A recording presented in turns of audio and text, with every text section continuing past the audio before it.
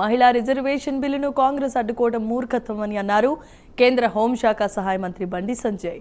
ఇందిరాగాంధీ, సోనియా గాంధీ, ప్రియాంక గాంధీ వాద్రా పదవి ఇస్తే మొత్తం మహిళలకే పదవులు ఇచ్చినట్లు భావిస్తున్నారు. ఇక నిన్నటి సభలను ఉద్దేశించి రేవంత్ రాహు అయితే కేసీఆర్ కేతువుగా మారారంటూ విమర్శలు చేశారు. కాళేశ్వరంపై రేవంత్ మాట మార్చారని, కేసీఆర్నే రేవంత్ రెడ్డి కాపాడుతున్నారంటూ అన్నారు బండి సంజయ్.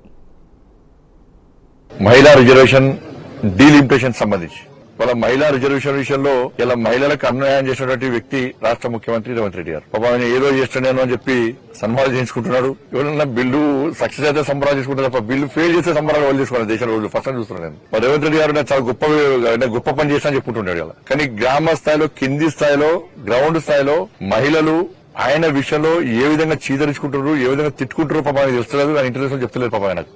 నేను చాలా పెద్దగా అయిపోయినా, ఢిల్లీని శాసించేది నేనే, తొందర అవకాశం దొరికితే రాహుల్ గాంధీ ప్లేస్ లో కూర్చోవాలి నేను. ఆయన ఆలోచన కదే, ఇది రాహుల్ గాంధీకి ఏం తెలియదు. కాబట్టి ఆ ప్లేస్ లో కూర్చోవాలని చెప్పి తాపత్రయపడుతుంటే రాష్ట్ర ముఖ్యమంత్రి గారు. ఇలా మోడీ గారు లక్ష్యమైంది కింది స్థాయి మహిళలు కూడా ఉన్నత స్థాయికి పోవాలి. బాబాసాహెబ్ అంబేద్కర్ యొక్క ఆలోచన విధానానికి అనుగుణంగా అందరినీ సమాన దృక్పథం చూడాలి, అందరికి మంచి అవకాశాలు రావాలి అని చెప్పి ఒక ఆలోచనతో బాబాసాహెబ్ అంబేద్కర్ ఆలోచన అనుగుణంగా మోడీ గారు ప్రభుత్వం ముందుకు వస్తే ఇలా ప్రతి మహిళ నేను ఒక నాయకురాలు కావాలి, ఈ సమాజానికి సేవ చేయాలి, ఈ దేశానికి సేవ చేయాలని చెప్పి ఆలోచన వచ్చే విధంగా వాళ్ళ మహిళా రిజర్వేషన్ బిల్లు తీసుకొచ్చే ప్రయత్నం చేస్తే ఏ మహిళలన్నా కూడా నాయకురాలు కావాలని చెప్పి ఆలోచన నాయకురాలందరూ కూడా అవకాశం కల్పించాలి, మహిళలు నాయకురాలు చేయాలని చెప్పి ఒక లక్ష్యంతో, మహిళలకు ప్రాతినిధ్యం కల్పించాలని చెప్పి ఒక ఆలోచనతో నరేంద్ర మోడీ ప్రభుత్వం ప్రయత్నిస్తే ఇలా కాంగ్రెస్ పార్టీ, ఇలా ఇండియా అలయన్స్ పార్టీస్ అన్ని కూడా ఇలా అడ్డుకోవడం దీనంత మూర్ఖత్వం ఇంకోటి కాదు. మొదటి నుంచి కూడా కాంగ్రెస్ పార్టీ మహిళా వ్యతిరేకి, మొదటి నుంచి కూడా మహిళా బిల్లును అడ్డుకుంటున్న పార్టీ కాంగ్రెస్ పార్టీ, దానికి వంత పాడుతున్న పార్టీలు ఈ పార్టీలు.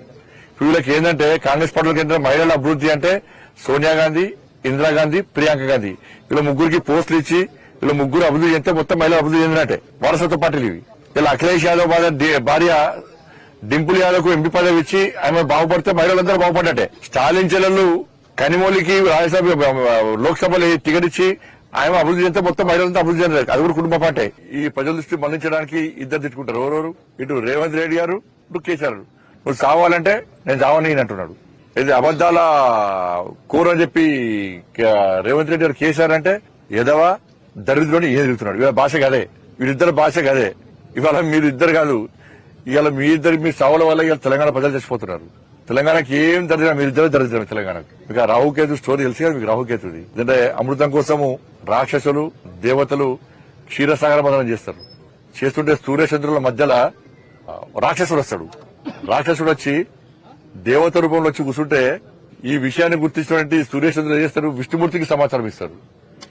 మోహిని రూపంలో ఉన్న విష్ణుమూర్తి వచ్చి ఆ రాక్షసుని అమృతం తీసుకున్న తర్వాత ఆ గొంతులో ఉన్నటువంటి అమృతము కడుపులోకి పోకుండా ఉండాలని చెప్పి ఆలోచనతో సుదర్శన శక్తితో తల నరికేస్తాడు. అందుకే పైన తల రాహు అవుతాడు, మొండెం కేతు. రేవంత్ రెడ్డి రా అంటే రాహు రేవంత్ రెడ్డి, కేసీఆర్ కే అంటే కేతు కేసీఆర్. ఇదే దరిద్రం తెలంగాణ. రాహు కేతులకే మారిపోయారు. ఈ శని పోవడానికి ఇలా తెలంగాణ సమాజం పూజలు చేస్తున్నారు. మా బతుకులు ఇట్లా ఆగమైతాయి, దరిద్ర బతుకులు అయిపోయినాయి, మా భిక్ష బతుకులు అయిపోయినాయి చెప్పని. కాళేశ్వరం చెప్పి నేను రాష్ట్ర ముఖ్యమంత్రి గారిని కోరుతున్నా. కాళేశ్వరము 1,00,000 కోట్ల స్కామ్ జరిగిందా, 9,000 కోట్ల స్కామ్ జరిగిందా? ఫస్ట్ దాని క్లారిటీ. కాళేశ్వరం ఏటీఎం గతంలో కేసీఆర్ గవర్నమెంట్ లో కాళేశ్వరము కేసీఆర్ కుటుంబానికి ఏటీఎం లెక్క మారింది వాస్తవం.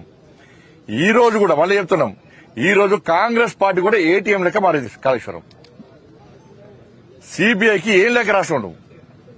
మేడిగడ్డ, సుందిల్లా, అన్నారం బ్యారేజ్ లో అక్రమాలు జరిగినాయని చెప్పి, ప్లానింగ్ విషయంలో అన్నింటిలో అక్రమాలు జరిగినాయని చెప్పి 9,000 కోట్ల రూపాయలు స్కామ్ జరిగిందని చెప్పి సిబిఐకి లెక్క రాసినావు.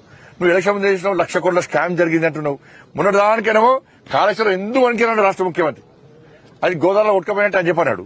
ఇప్పుడు మళ్ళీ యూటర్న్ తీసుకున్నాడు. ఇప్పుడు తీసుకొని 9,000 కోట్ల స్కామ్ అంటున్నాడు. మిగతా ఏమైనట్టు పైసలు ఇంకా మోటార్లకు మోటార్లు 300 కోట్లు ఒక్క మోటారు.